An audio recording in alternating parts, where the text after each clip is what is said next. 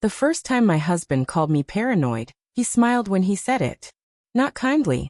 Not with concern. It was the kind of smile meant for an audience, soft at the edges, practiced in the mirror. We were sitting at our kitchen table, the late afternoon light stretching across the wood between us. My coffee had gone cold. His phone lay face down, exactly where it always did when I asked questions. "You're imagining things," he said gently, like he was explaining weather to a child. "You've been stressed. You know that." I remember nodding. Even though my chest felt tight, I remember thinking that if I just stayed calm, if I didn't push, the moment would pass. That I would pass whatever test he thought I was failing. Later, I would replay that moment more times than I could count. Not because of what he said, but because of how quickly I learned to doubt myself after. By the third time he used the word paranoid, it had spread beyond our kitchen. He mentioned it to his sister, then to a mutual friend, laughing it off as concern. I noticed how conversations shifted when I entered a room. How people watched me more closely, as if I might crack. I stopped asking questions out loud. Instead, I started writing things down. Dates. Times. Small inconsistencies that didn't matter on their own. A dinner he said was for work that wasn't on the calendar. A receipt tucked into a jacket pocket that didn't match his story. The way he suddenly needed privacy where there had never been any before. I didn't call it proof then. I told myself I was just trying to feel sane again. The night everything finally came out, I didn't raise my voice. I didn't interrupt. I sat very still in a room he couldn't control, listening as my notes, my quiet, boring, undeniable notes, were read aloud by someone else. For the first time in months, no one was looking at me like I was unstable. They were looking at him. And the strangest part was this. I felt no rush of triumph. No anger. Just a slow, steady return of something I thought I'd lost forever. My footing. Before doubt became a daily habit, my life was quiet in the way I had always valued. I had been married to Daniel for 11 years. Not the kind of marriage people wrote think pieces about, but one that functioned smoothly, like a well-run household should.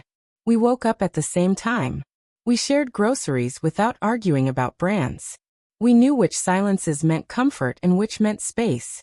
Daniel liked routine. He liked being seen as dependable. He paid bills early, returned calls promptly, remembered birthdays. People trusted him easily. I think that's what first made me trust him too. Not charm, not passion, but consistency. I worked part-time as a project coordinator for a local nonprofit. The work mattered to me, even if it didn't impress anyone at dinner parties. Daniel worked in consulting, the kind of job that sounded important without anyone fully understanding what he did. It came with late meetings, business dinners, occasional travel. None of that bothered me. I was proud of him. Our home reflected that steady life. Neutral walls. Clean counters. Nothing extravagant, nothing chaotic. On weekends, we did the same things we'd always done. Grocery shopping Saturday mornings, laundry folding with the television on low, dinner at his sister Claire's house once a month. Claire was sharp and opinionated, but I'd learned how to exist comfortably around her. She liked Daniel. A lot. Sometimes I felt like a guest in their shared history, but I never thought much of it. Families have dynamics. I didn't question mine. If you had asked me then whether I trusted my husband, I would have said yes without hesitation. I trusted him in small ways that felt bigger than promises. I trusted him to lock the door when he left last, to tell me if something was wrong, to correct me gently if I misunderstood something. I trusted him with my perception of reality. The first crack didn't announce itself dramatically. It was something small, so small I almost dismissed it out of habit. He came home late one Thursday and said a meeting had run long. That was normal. But when I asked where they'd met, he paused just a second too long before answering. Downtown, he said. Which downtown? I almost asked. But I didn't. I told myself I was being silly. People don't memorize every detail of an ordinary day. A week later, I found a receipt in his jacket pocket while doing laundry. Dinner for two at a restaurant we never went to. On a night he'd said he ate with clients. I remember standing there in the laundry room, the dryer humming softly, holding the paper between my fingers like it might dissolve if I looked too hard. When I asked him about it, he laughed. You're really keeping tabs now? He said, smiling. It was just work. That was the first time I felt embarrassed for asking. After that, I became more careful with my questions. I didn't want to be that wife. The suspicious one. The one who ruins things by overthinking. I adjusted. I swallowed the small discomforts. I told myself marriage required trust, and trust meant not interrogating every inconsistency. Still, little things kept slipping through. His phone was always on silent now. Face down. He started stepping outside to take calls, even when we were alone. If I asked who it was, he'd answer, but with irritation instead of ease. You're reading into things again, he'd say. Again. The word stuck with me. I tried to compensate by being more agreeable. I cooked his favorite meals. I listened more than I spoke. I convinced myself that if I stayed calm, stayed kind, whatever tension I felt would fade. Instead, it sharpened. There were moments, brief, disorienting moments, when I felt like I was watching my own life through glass. Conversations replayed themselves differently in my head after they ended. I'd wonder if I'd misunderstood his tone, his words, his expressions. If the confusion lived in me instead of between us. I didn't realize then that this was the beginning of something far more damaging than infidelity. It was the beginning of learning to doubt myself. The irony is that during this time, Daniel was exceptionally attentive in public. He held my hand at gatherings, complimented me in front of others, told friends how lucky he was. People smiled at us, the way they always had. And I smiled back, practicing the art of looking secure while quietly losing my footing. I still believed, then, that the truth, whatever it was, would come out naturally. That honesty had a way of surfacing on its own. I didn't know yet that some people don't rely on truth to survive. They rely on control. And control begins when you convince someone else they can't trust their own mind. Once doubt took root, it didn't announce itself loudly. It moved in quietly, rearranging things when I wasn't looking. I started paying attention to patterns instead of incidents. That was the first shift. Instead of asking why something felt wrong, I asked how often it happened. How often Daniel worked late on Tuesdays. How often his phone buzzed and he didn't check it until he left the room. How often his explanations were technically reasonable, but emotionally hollow. I didn't confront him right away. Not because I wasn't scared, but because I was. I had begun to understand, on some instinctive level, that asking questions no longer led to clarity. It led to erosion. So I watched. I noticed that when I entered a room, he would sometimes lock his phone without realizing I was there. That he had started showering immediately after coming home late. That he corrected me in front of people more often now, subtly, as if refining a public version of me that was slightly unreliable. She forgets things, he said once at dinner with friends, laughing lightly. Always has. Everyone chuckled. I did too. But my stomach dropped. I had never been forgetful. I was the one who remembered birthdays, appointment times, passwords. On the drive home that night, I asked him why he'd said that. You're being sensitive, he replied without looking at me. It was a joke. The word sensitive joined paranoid in my growing internal vocabulary of self-doubt. At first, I tried to ground myself with logic. I made mental lists of facts. Things I knew. We'd been married over a decade. He hadn't changed in obvious ways. There was no proof of anything tangible. I reminded myself that stress could distort perception. But logic only works when both people are operating within the same reality. Daniel began to narrate mine for me. When I hesitated before responding in conversations, he'd jump in. When I expressed discomfort, he reframed it as anxiety. When I pressed him on details, he sighed heavily, as if burdened by my instability. Do you hear yourself? He asked one night, his voice calm but edged with fatigue. You're connecting dots that aren't there. That sentence stayed with me. I replayed it at work, in the grocery store, while brushing my teeth. You're connecting dots that aren't there. So I stopped talking about it. Externally, I grew quieter. Internally, I became meticulous. I bought a small notebook and hid it in the bottom drawer of my desk. Nothing dramatic. No accusations. Just observations. Objective things. Times he left. Times he returned. Words he used. Changes in tone. I didn't label anything. I just wrote. Tuesday 7:42 p.m., said meeting ran late. Didn't answer call. Friday 11:15 p.m., showered immediately. Phone on silent. Sunday brunch. Corrected my story in front of Claire. Writing calmed me. It didn't feel like spying. It felt like anchoring. Still, there were moments when fear surged. When I worried I was becoming the person he described. Obsessive. Unstable. I questioned whether keeping notes made me exactly what he said I was. That's the thing about gaslighting. It borrows your own conscience against you. The first time he told someone else I was paranoid, I wasn't present. I heard about it later, from Claire, casually over coffee. Daniel mentioned you've been a little anxious lately, she said, stirring her drink. He's worried. I remember blinking, caught off guard by the phrasing. He's worried. Not we talked. Not you seemed off. Just concerned delivered as fact. I'm fine, I said carefully. She smiled in a way that felt rehearsed. Of course. I just thought you should know people care. People. I went home that day and sat in the quiet living room, trying to steady my breathing. That was the moment something inside me hardened, not into anger, but resolve. He was building a version of me without my consent. That night, I opened my notebook and added a new category, witnesses. I started saving messages too. Screenshots of conversations that felt off. Emails where timelines didn't match. I backed them up to a cloud account he didn't know existed. I didn't confront him. I didn't accuse. I didn't cry. I learned to listen differently. To notice what he didn't say. To track how stories evolved depending on who was listening. And slowly, almost imperceptibly, the fog began to lift. Not because I had answers, but because I stopped asking him for them. The moment I realized I wasn't imagining things came quietly. No dramatic reveal. Just a late evening alone in our bedroom, scrolling through a shared calendar we'd both used for years.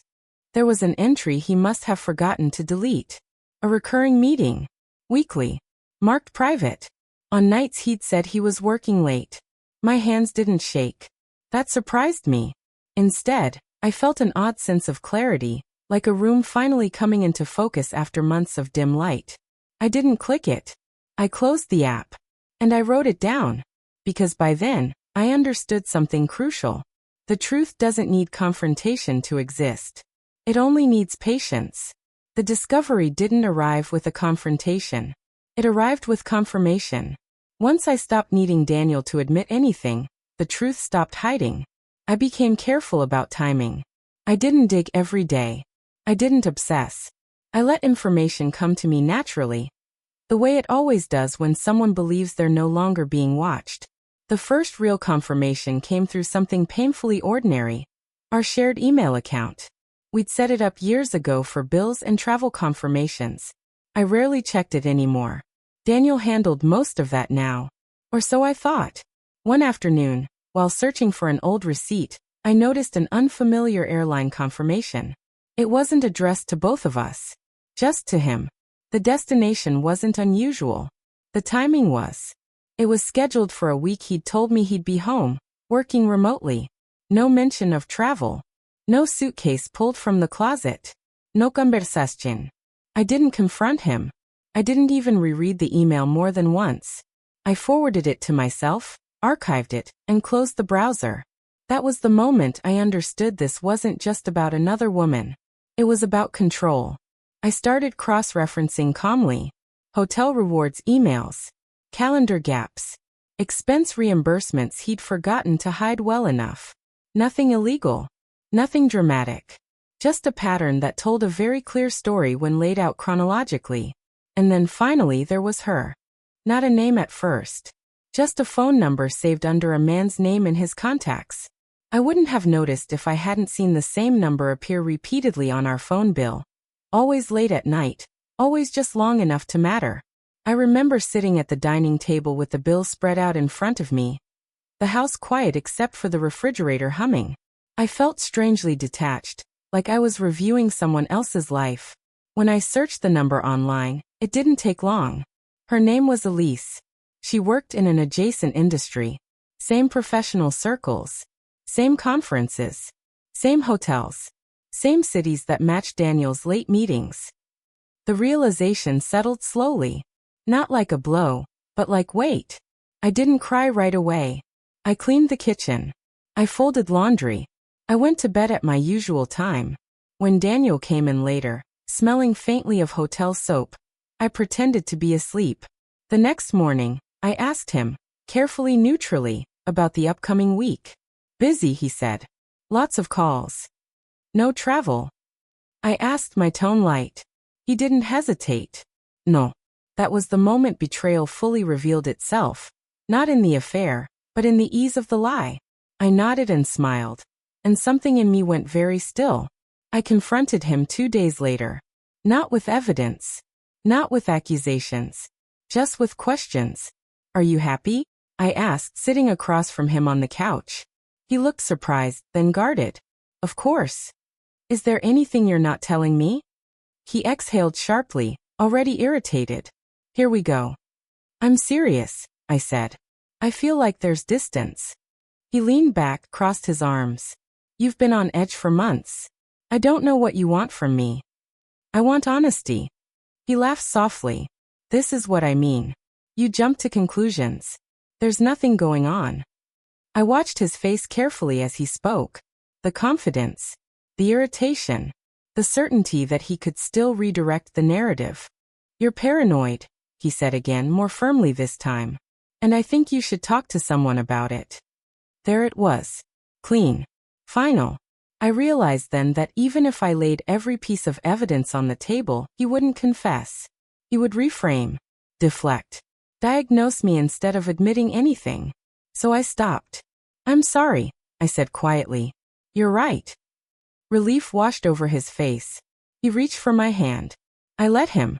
That night, alone in the bathroom, I locked the door and sat on the edge of the tub until my chest ached.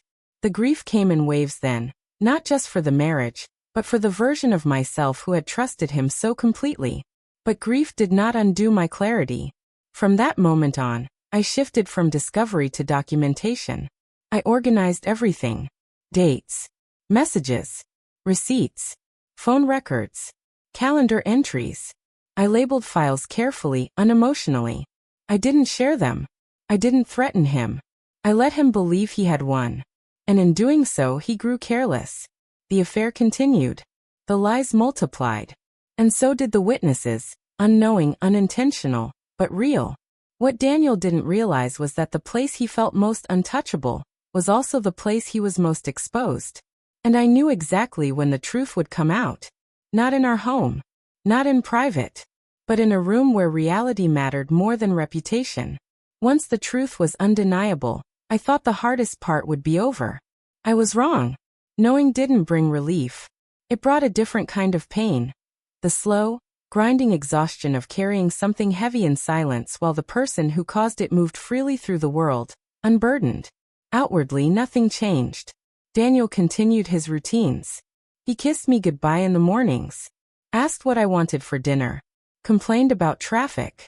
In public, he was attentive, even affectionate, as if performing a role he knew well enough to improvise. And I let him. Inside, though, I unraveled in small, private ways. I cried in the shower so he wouldn't hear.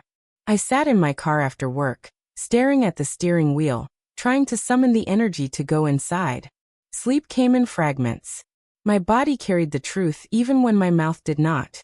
The worst moments weren't the obvious ones. They were the quiet indignities. Like when he told Claire I'd started therapy for my anxiety, framing it as progress. Or when a friend pulled me aside at a gathering and asked gently if everything was okay, her eyes searching my face for cracks. I realized then how thoroughly he'd prepared the ground. If I spoke now, I wouldn't be believed, not immediately. Not without structure. Not without proof presented in a way that removed emotion from the equation. That realization hurt more than the affair itself. There were nights I wanted to scream, to throw everything onto the table and let the mess be seen. But I knew instinctively that emotional explosions only benefit people who already control the narrative. So instead, I focused on endurance. I reminded myself daily, this is temporary. This is strategic. Still, endurance takes a toll. One evening, after Daniel fell asleep, I sat on the living room floor surrounded by my notes and files. The house was dark except for a lamp in the corner. I remember feeling suddenly overwhelmed by the sheer volume of evidence, not just of infidelity, but of manipulation. This wasn't a momentary lapse. It was a system. I pressed my palms into my eyes and finally let myself cry openly. Not prettily. Not quietly. The kind of crying that shakes your ribs and leaves you breathless. I mourned the years I thought were safe. The trust I'd given freely. The version of myself who believed love meant assuming the best. When the tears slowed, something else took their place. Resolve. I asked myself one question very carefully. What outcome do I want? Not revenge in the dramatic sense. Not humiliation for its own sake. I didn't want to destroy him. I wanted the truth to stand on its own, without my anger clouding it. I wanted my sanity back. That's when I understood that this wasn't about catching him. It was about correcting the story he'd been telling about me. And that required timing. Daniel worked in a field where reputation mattered, where credibility was currency. He was respected, trusted, often deferred to. He believed that protected him everywhere. Except one place. There was an upcoming professional ethics review at his firm. Routine, internal but formal. Part of a new compliance process. He'd mentioned it casually, unconcerned. Just paperwork, he'd said. A presentation. A discussion. I didn't react when he told me. I smiled and nodded and asked if he wanted help rehearsing. That night, after he fell asleep, I opened my laptop and read through the firm's publicly available policies. Conflict of interest. Disclosure requirements. Professional conduct. And there it was. Clear as day. Relationships that overlapped with client engagements. Travel reimbursements tied to non-work activities. Misrepresentation of time and expenses. Everything I had documented, meticulously, patiently, suddenly aligned into something larger than personal betrayal. It was no longer just my story. It was a matter of integrity. I didn't rush. I didn't send anything immediately. I prepared a clean chronological file. No commentary. No accusations. Just facts supported by dates, records, and corroborating documentation. I consulted a lawyer, not to attack but to understand my rights. To ensure I didn't expose myself while correcting the narrative. The lawyer listened quietly, then said something that stayed with me. You're not seeking revenge, she said. You're restoring balance. For the first time in months, I slept through the night. The decision to act didn't come with adrenaline. It came with calm. I stopped flinching when Daniel spoke. I stopped questioning my memory. I stopped apologizing reflexively. I knew what I knew. And I knew where the truth would land. All that remained was patience. I didn't think of what I was about to do as revenge. Revenge implies heat. Impulse. A desire to wound. What I felt was colder than that, clearer. By the time Daniel's ethics review week arrived, my emotions had settled into something almost neutral. I had done the hardest part already, believing myself. The file I'd prepared sat in a secure folder on my laptop. It was unremarkable in appearance. No dramatic headings. No loaded language. Just a timeline. Dates. Attachments. Receipts. Calendar entries. Phone records. Expense reports. Everything cross-referenced. Everything clean. I had removed myself from it as much as possible. That was intentional. Daniel believed I was unstable, emotional, paranoid. So I made sure nothing about what I submitted could be dismissed that way. The morning of his presentation, he left early, dressed carefully, confident. He kissed my cheek and told me he'd call later. Good luck, I said. I meant it in the same way you wish someone luck before a storm they don't see coming. I waited until he was gone before I acted. The firm had an anonymous compliance channel. One Daniel himself had once praised as a sign of transparency. I used it. I uploaded the file in full. No cover letter. No commentary. Just a subject line that read, documentation for review. Then I closed my laptop. That was it. No confrontation. No annoncement. No demand for acknowledgement. The truth didn't need my voice anymore. The hours that followed were strangely quiet. I went about my day as usual. Answered emails. Took a walk. Made dinner. I didn't check my phone obsessively. I didn't rehearse explanations. I had already said everything that needed to be said. Daniel came home later than usual that evening. His movements were sharper, his voice clipped.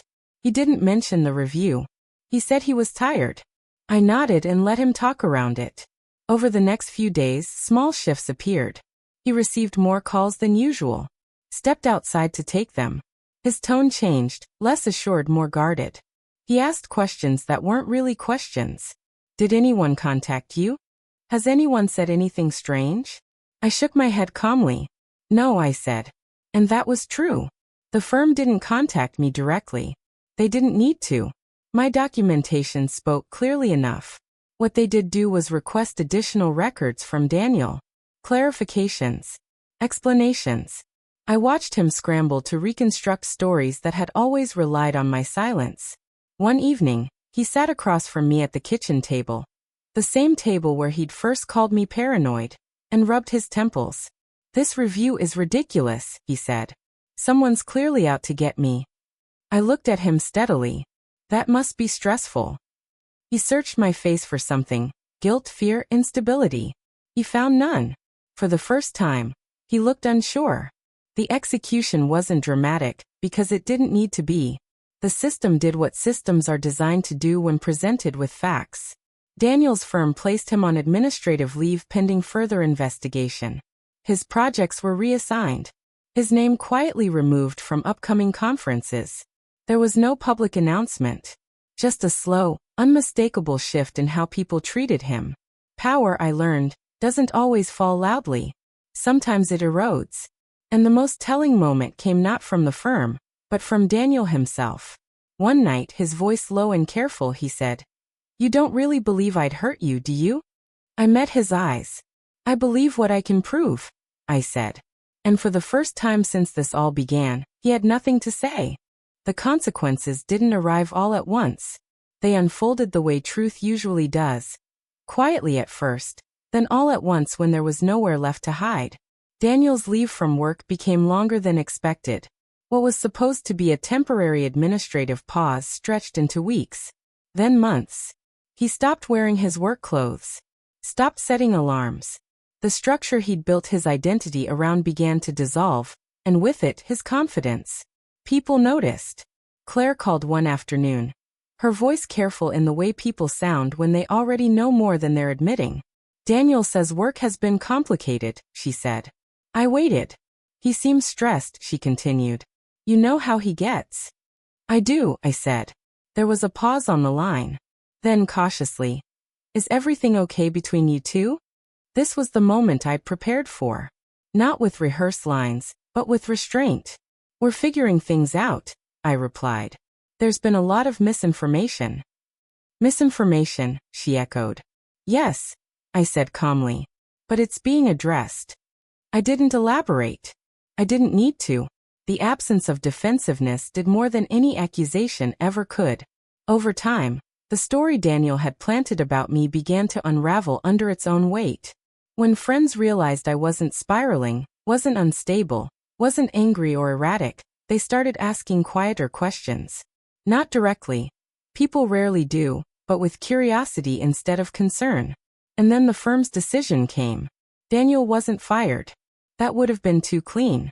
Too dramatic. Instead, he was asked to resign. The reason given was failure to disclose conflicts of interest and inaccurate expense reporting. Language that sounded neutral, professional, unimpeachable. But in his world, it was devastating. Consulting is a small ecosystem. Word travels without announcements. Invitations dried up. Calls went unanswered. His carefully maintained reputation cracked in places he couldn't repair. And still, I said nothing publicly. The irony was that the more I stayed silent, the more credible I became. One evening, Daniel finally confronted me, not with anger, but with something closer to panic. "You knew," he said. It wasn't a question. I looked at him across the living room, surrounded by the life we'd built together and dismantled in parallel. "I knew enough," I said. "You let everyone think I was lying," he said, his voice rising. "You let them investigate me." "I didn't make them do anything," I replied. "I just stopped protecting you." That landed harder than any accusation. He opened his mouth, then closed it again. For once, there was no script. No reframing. No diagnosis of my emotional state. Just consequences. The final shift came at a small dinner gathering, one of those informal social events where nothing important is supposed to happen. Someone mentioned Daniel's job situation. Casually. Without judgment. And instead of defending him, instead of smoothing the moment over, Claire changed the subject. That was when I knew the narrative had fully reversed. I was no longer the unstable one. I was the one people trusted not to exaggerate. And Daniel, once so confident in his ability to shape reality, was left with only the truth he'd worked so hard to avoid. Karma didn't arrive with spectacle. It arrived with credibility. And it stayed. After the storm, I found myself in a strange, unfamiliar calm. The house was the same, but I wasn't. The quiet victories, the emails filed, the timeline logged, the firm informed, had shifted something inside me. For the first time in months, I felt a sense of control over my own life, not because I had won a battle, but because I had reclaimed my footing. I began sleeping again, uninterrupted. The nightmares of being dismissed, of being gaslit, of being told I was the problem, faded slowly. Morning sunlight no longer felt like a reminder of impending deception. It was warm, ordinary, safe. I started rebuilding routines for myself, not just for appearances. My mornings included long walks without a phone. My evenings were for reading, cooking, and listening to music without interruption. Each small act felt like a tiny claim over my dignity, a reassertion of self beyond betrayal. Friends and family approached me differently. They weren't seeking to console me or tread lightly anymore. They asked questions. They listened. They believed. And in that believing, I realized something I hadn't understood before. Silence can be powerful, but reclaiming your voice is transformative. Daniel, meanwhile, existed in a world altered by his own choices. He didn't reach out much. When he did, it was cautiously, as if testing the waters he no longer fully controlled. I didn't need confrontation, and I didn't need forgiveness. What I needed was closure, and closure doesn't require reconciliation. There were moments of reflection when I would pull out my notebook. Not the original one filled with incriminating evidence, but a fresh one, blank and waiting, and write. Not dates, not receipts, not proof. Just thoughts. Feelings. Lessons. I noted the weight of silence, the cost of endurance, and the satisfaction of quiet, earned justice. I learned to distinguish between triumph and peace. Triumph is fleeting. Peace is enduring. My revenge had delivered both subtly, but it was the peace that mattered most. And the oddest thing? I no longer feared being called paranoid. The word lost its power because I trusted my own mind again. I didn't need anyone to validate my perception. I had done that myself, meticulously, calmly, without drama. For the first time in a long while, I felt fully myself. Not a version shaped by someone else's deception, but a version strengthened by patience, intelligence, and quiet courage. If there's one thing I want you to take away from my story, it's this. Truth is patient, and patience is power. Revenge isn't always loud or explosive. Sometimes it's quiet. Sometimes it's meticulous. Sometimes it's simply letting the evidence speak while you remain calm, composed, and true to yourself. I won't pretend it was easy. The nights of doubt, of questioning myself, of wondering if I was imagining everything. Those were exhausting. But I learned that endurance isn't weakness. Endurance is preparation. It's the slow accumulation of clarity, proof, and courage. And the most important part? Revenge only feels complete when it restores dignity. Not just yours, but the balance of truth in the world. Daniel's choices brought consequences, yes. But the real victory was reclaiming my own reality, my own mind, my own voice. So I ask you, if you've ever been dismissed, gaslit, or told you're paranoid, remember this. Document, observe, wait, and trust yourself. The world may not notice the lies immediately, but the truth always finds a way to surface. And when it does, your calm, measured patience will speak louder than any outburst ever could. What would you do if you were in my shoes? How far would you go to protect your reality and your dignity? Think about it. Reflect. And remember, Power often comes quietly, long before anyone sees it.